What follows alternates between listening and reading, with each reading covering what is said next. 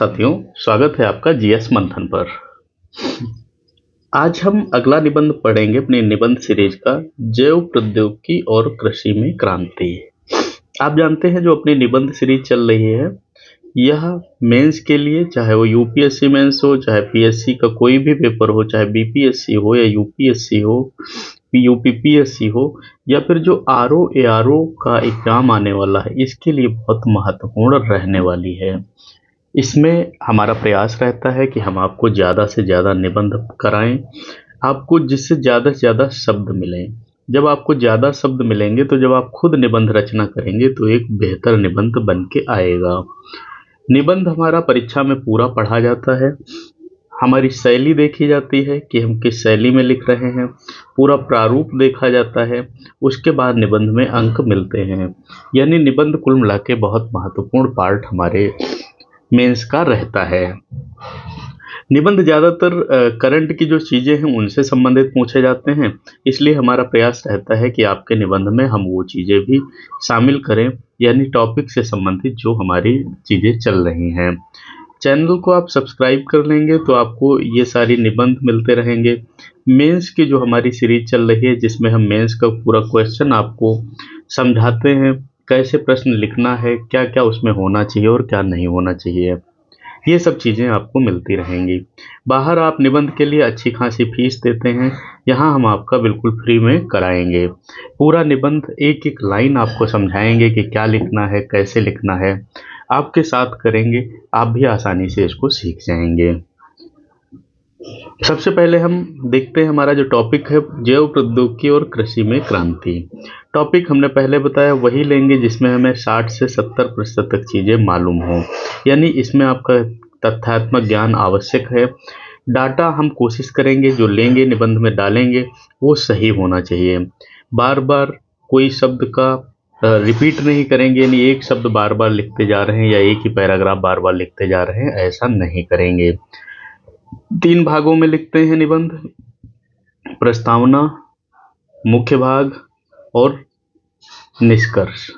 3 भागों में हमारा निबंध पूरा होता है। जहां आवश्यक होता है हम कोटेशन यानी उक्तियां देते हैं।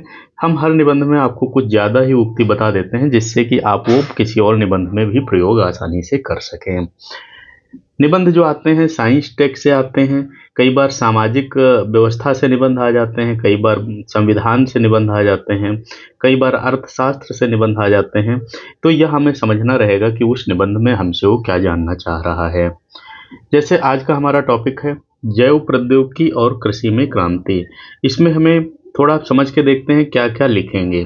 इसमें हम यदि जैव प्रौद्योगिकी को विस्तार से लिख दें और कृषि में क्रांति को विस्तार से लिख दें, फिर ये जो और वाला शब्द है यानी इन दोनों को हम आपस में समन्वय करा दें, सामंजस्य के साथ जोड़ दें, तुलना करा दें, कुछ चुनौतियां लिख दें और इसके फायदे लिख दें, ऐसा कर दें तो हमारा निबंध मुझे लगता है पूरा हो जाएगा।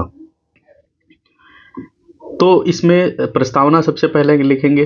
प्रस्तावना में लिखते हैं 100 से 120 शब्द, वो होते हैं हमारे इस टॉपिक से रिलेटेड कि इसमें हम क्या लिखने जा रहे हैं, ऐसा हम उसमें बताते हैं। कृषि भारत की जीवन रेखा है। हमारी आधी से अधिक आबादी प्रत्यक्ष या परोक्ष रूप से कृषि पर निर्भर है, परंतु परंपरागत कृषि पद्धतियां बदलते समय बढ़ती जनसंख्या की आवश्यकताओं को पूरा करने में सक्षम नहीं रही है। इस संदर्भ में जैव प्रौद्योगिकी यानी बायोटेक्नोलॉजी एक वरदान की तरह उभरी है। ये बायोटेक्नोलॉजी हम ऐसे लिखेंगे, हिंदी का निबंध है तो प्रयास ये करना चाहिए कि अंग्रेजी के कम शब्द प्रयोग हों, जहाँ तक आवश्यक है वहाँ तक हम उन शब्दों से बचें। यह विज्ञान का वह क्षेत्र है जो जीव विज्ञान, आनुवांशिकी और प्रौद्योगिकी से मिलाकर नई संभावनाएं उत्पन्न करता है। कृषि में जैव प्रौद्योगिकी के प्रयोग से न केवल उत्पादन बढ़ा है बल्कि गुणवत्ता, पोषण और स्थायित्व में भी क्रांति आई है। इसमें प्रस्तावना में हमने 2 चीज़ें लिखी, पहले कृषि के बारे में लिखा, फिर हमने जैव प्रौद्योगिकी के बारे में लिख दिया कि हम इन दोनों चीज़ों को लिखेंगे। और हमने क्या किया, इसमें इतना बेहतर तरीके से इसको मिलाने की कोशिश किया जिससे ये भी ना लगे कि अलग अलग हमने लिखा है। प्रसिद्ध वैज्ञानिक फ्रांसिस बेकन ने कहा है, नॉलेज इज द पावर। ये आप इंग्लिश में लिख सकते हैं क्योंकि ये कथन है किसी का। वास्तव में जैव प्रौद्योगिकी ज्ञान के माध्यम से शक्ति प्रदान करती है और कृषि को नई ऊंचाइयों तक पहुंचाती है। देखिए, ये जो हमारा निबंध सीरीज है, बहुत सारे निबंध डाले जा चुके हैं, आप उनको एक एक करके देख सकते हैं। पूर्ण प्रारूप में हम आपको निबंध देते हैं, सटीक भाषा हमारी होती है, वाक्य रचना उत्तम रखते हैं, जिससे जब आप मेंस लिख रहे हो तो आपको वहां पर आसानी से लिखा जा सके। सूक्ति कथन का प्रयोग करते हैं और करंट अफेयर से चीजें जो संबंधित होती हैं उनको लेके हम चलते हैं। हमारा उद्देश्य केवल प्री पास करना नहीं है, नौकरी लेना है फाइनल। नौकरी लेने के लिए भैया हमें मेंस तो अच्छे से पास करने पड़ेगा, इसलिए आपको निबंध का पोर्शन अच्छे से करना है। क्वेश्चन का जो है मेंस का क्वेश्चन प्रैक्टिस वो भी अच्छे से करना है। ये सब यहाँ मिल जाएगा। देखो, चैनल बहुत से हैं, आप बहुत सारी चीज़ें वहाँ सीखते हैं, सब अपने अपने तरीके सिखाते हैं, लेकिन हमारा मेंस का जो उद्देश्य है थोड़ा अलग है कि हर प्रश्न को आपको बारीकी से समझाया जाए। इसके लिए भैया देखो, सब्सक्राइब तो करना पड़ेगा। जैव प्रौद्योगिकी का अर्थ और परिभाषा। जैव प्रौद्योगिकी वह तकनीक है जिसमें जीवित प्राणियों या उनके घटकों का उपयोग कर उपयोगी उत्पाद तैयार किए जाते हैं। इसमें डीएनए तकनीक, जीन इंजीनियरिंग, ऊतक संवर्धन, क्लोनिंग और नैनो बायोटेक्नोलॉजी जैसे उपकरण शामिल होते हैं। तो यहाँ हमने जैव प्रौद्योगिकी की परिभाषा दी है, जो कि ये बताता है कि इसमें शामिल क्या क्या है। संयुक्त राष्ट्र की परिभाषा के अनुसार biotechnology means any technological application that uses biological systems, living organisms and derivatives thereof to make or modify products or process of specific use। ये आप नहीं लिखेंगे, हमने लिख दिया है, तो आप यदि याद रहे तो लिख देना, वैसे इसको नहीं लिखेंगे। कृषि क्षेत्र में जैव प्रौद्योगिकी का महत्व क्या है। उच्च उत्पादन यानी जीन संशोधित बीजों से प्राप्त प्रति हेक्टेयर उत्पादन अधिक हुआ है। रोग प्रतिरोधक क्षमता यानी कीट एवं रोगों से फसलों की सुरक्षा संभव हुई है। जलवायु अनुकूलता यानी सूखा, अधिक तापमान या लवणीय मिट्टी जैसी प्रतिकूल परिस्थितियों में भी फसलें उग पाना संभव हुआ है। पोषण वृद्धि यानी गोल्डन राइस जैसे प्रोजेक्ट से विटामिन ए की कमी दूर करने का प्रयास हुआ है। ये आपके प्री में भी कई बार पूछा गया है कि गोल्डन राइस में कौन सा विटामिन पाया जाता है। पर्यावरण संरक्षण यानी कीटनाशकों और रासायनिक उर्वरकों के अत्यधिक प्रयोग में कमी आई है। भारत में जैव प्रौद्योगिकी और कृषि यानी भारत जैसे कृषि प्रधान देश में जैव प्रौद्योगिकी ने तेजी से अपनी जगह बनाई है। बीटी कॉटन भारत में 2002 में व्यावसायिक रूप से अपनाया गया, इससे उत्पादन में वृद्धि और कीटनाशक उपयोग में कमी आई है। नेशनल बायोटेक्नोलॉजी डेवलपमेंट स्ट्रेटजी यानी सरकार ने नवाचार और अनुसंधान को बढ़ावा देने के लिए बनाई है। कृषि जैव प्रौद्योगिकी केंद्र यानी किसानों को प्रशिक्षण और नई तकनीक उपलब्ध कराते हैं। जैव प्रौद्योगिकी से कृषि में आए परिवर्तन क्या है। ऊतक संवर्धन देखिए पहला है, केला, आलू, गन्ना आदि फसलों की उच्च गुणवत्ता वाली पौध तैयार की जाती है। जीन इंजीनियरिंग यानी फसलों में रोग प्रतिरोधक जीन जोड़े जाते हैं। जैव उर्वरक और जैव कीटनाशक यानी रासायनिक प्रदूषण घटाने में सहायक होते हैं।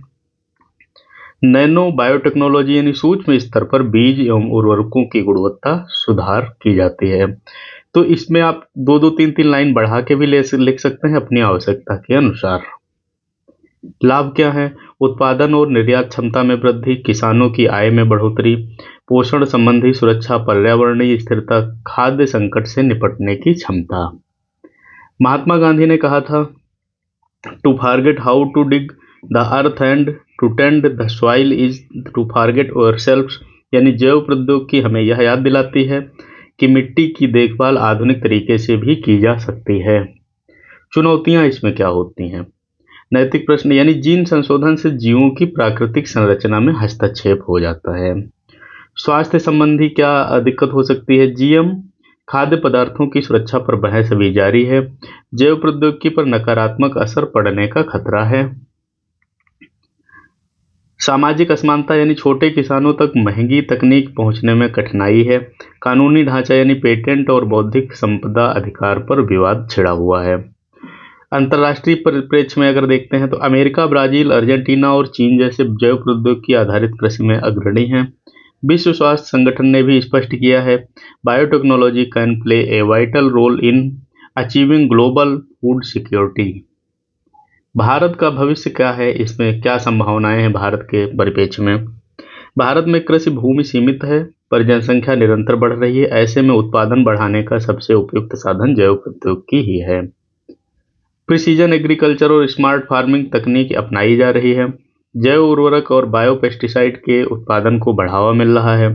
अनुसंधान संस्थान जैसे ICR और DBT इस क्षेत्र में अग्रणी कार्य कर रहे हैं।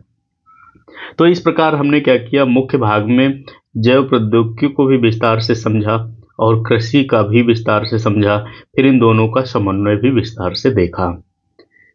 अब हम निष्कर्ष पे आते हैं। निष्कर्ष हमारा होता है किसी भी निबंध में लिखी गई चीज का निचोड़। जैव प्रौद्योगिकी ने कृषि को नई दिशा दी है।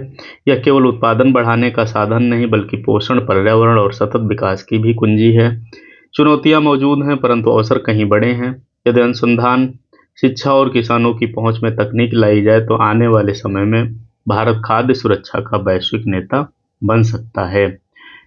अंत जो हमारा होगा वह हमेशा सकारात्मक होगा कि आने वाले समय में क्या हो सकता है, इस चीज से, इस टेक्नोलॉजी से क्या फायदा हो सकता है, ये चीजें हमें लिखनी रहती हैं। यह निबंध लगभग 2000 शब्द का है। इसमें से आपको 600 शब्द या 1000 शब्द का निबंध लिखना रहेगा।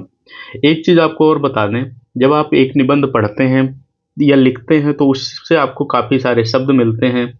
उन शब्दों का प्रयोग आप दूसरे निबंधों में आवश्यकता के अनुसार कर सकते हैं। जबरदस्ती हमें कोई शब्द कहीं पर नहीं डालने हैं। यदि आपको पसंद आया है तो आप लाइक करिएगा। कोई भी टॉपिक आपकी समझ में ना आए तो आप मुझे कमेंट कर सकते हैं, उस पर हम आपका विस्तार से निबंध देंगे। शेयर करिएगा, चैनल सब्सक्राइब करिएगा जिससे कि आपका मेंस का जो पोर्शन है अच्छे से तैयार हो जाए। मिलते हैं अगले टॉपिक के साथ। धन्यवाद।